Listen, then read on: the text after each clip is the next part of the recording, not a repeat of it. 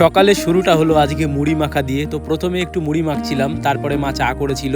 তো আজকের সকালের টিফিনটা মুড়ি এবং চা দিয়ে শুরু হলো। নমস্কার, আমি সৌমেন সরকার। আমাদের একটি নতুন ব্লগে তোমাদের সবাইকে স্বাগত। চা খাওয়া সম্পূর্ণ হলে মা আজকে আমাকে সমস্ত দায়িত্ব দিয়েছে রান্না করার। প্রথমে চাল ধুয়ে চালটাকে বসিয়ে দিয়েছি, তারপরে সবজি কাটতে এসেছিলাম। সবজির মধ্যে আজকে আমাদের ছিল কলা এবং আলু। আসলে আজকে আমাদের বাড়িতে কলা এবং আলু দিয়ে সোয়াবিন দিয়ে একটা তরকারি রান্না করা হবে। তো তোমরা কন্টিনিউ ভিডিওটা দেখতে থাকো, অবশ্যই তোমাদের ভালো লাগবে।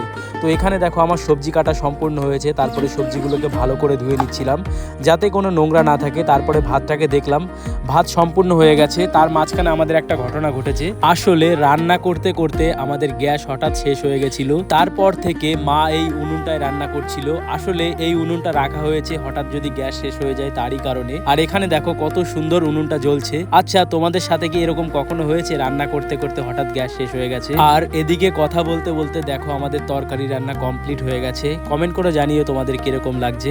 স্নান করে আমি ভাত বেড়ে নিয়েছিলাম। তো ভিডিওটা যদি ভালো লাগে একটা লাইক করো, চ্যানেলে নতুন হলে চ্যানেলটিকে অবশ্যই সাবস্ক্রাইব করো।